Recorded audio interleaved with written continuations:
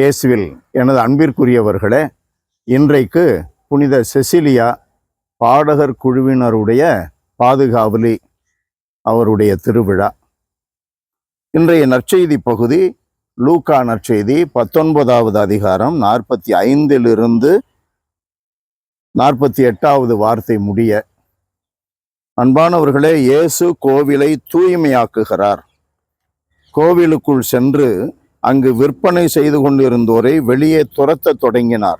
அவர்களிடம், என் இல்லம் இறைவேண்டலின் வீடு என்று மறைநூலில் எழுதியுள்ளதே, நீங்கள் இதை கள்வர் குகையாக்கினீர்கள் என்று கூறினார்.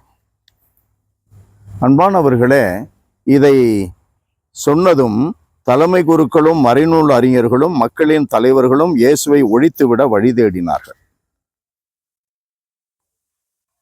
அன்பிற்குரியவர்களே, நாம் கடவுளை ஆராதிக்கின்ற ஆலயத்தில் எவ்வளவு நம்பிக்கை உடையவர்களாக, பக்தி நிறைந்தவர்களாக, கடவுளுக்கு மரியாதை கொடுப்பவர்களாக நாம் இருக்க வேண்டும். அதை எண்ணி பார்க்க வேண்டும். நம்மிலே ஒரு சிலர் கோவிலில் செல்போன் பயன்படுத்துகிறார்கள், மெசேஜ் பார்க்கிறார்கள், மெசேஜ் மற்றவர்களுக்கு அனுப்புகிறார்கள்.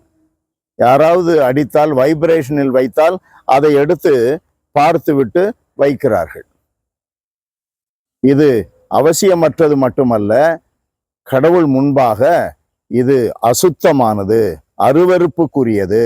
கடவுள் இதை வெறுக்கிறார். காரணம், அவர் இருக்கும் பொழுது, ஒரு தாசில்தார் இருக்கும்போது ஒரு சர்டிஃபிகேட் வாங்க போயிருந்தா அவர் முன்னால செல் எடுத்து பேசிக்கிட்டு இருப்பியா?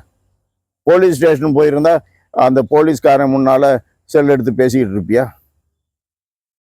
அன்பானவர்களே, நாம் நிற்பது கடவுளுடைய இல்லம்.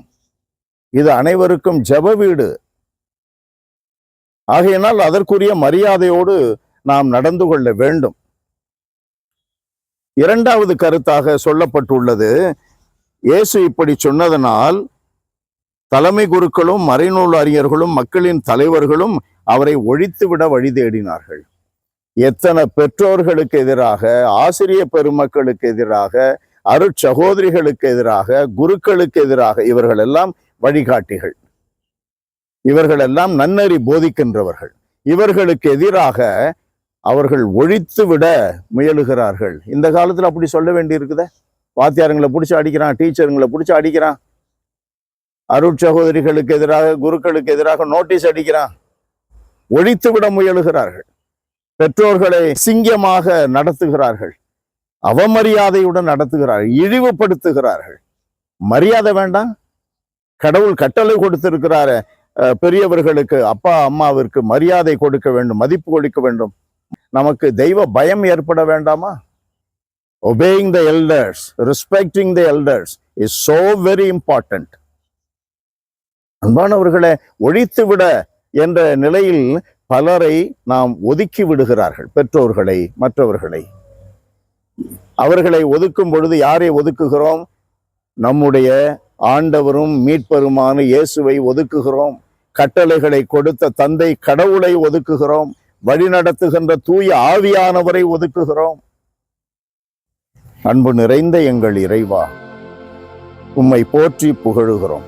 ஆண்டவரே, எங்களுக்கு குழந்தைகளாக பிறந்தது முதல் சமுதாயத்தில் எப்படி வளர வேண்டும், கடவுளாகிய முன் நாங்கள் எப்படி நடந்து கொள்ள வேண்டும், அயலார்கள் முன்பாக நாங்கள் எப்படி நடந்து கொள்ள வேண்டும் என்றெல்லாம் எங்களுக்கு சொல்லிக் கொடுக்கின்றவர்கள் பெரியவர்கள், பெற்றோர்கள், ஆசிரிய பெருமக்கள், துறவியர்கள், கன்னியர்கள், அருட்திரு குருக்கள், இவர்களுக்கு உரிய மரியாதையை நாங்கள் கொடுக்கும்படி எங்கள் உள்ளத்தில் எங்களோடு எப்பொழுதும் பேசுவீராக.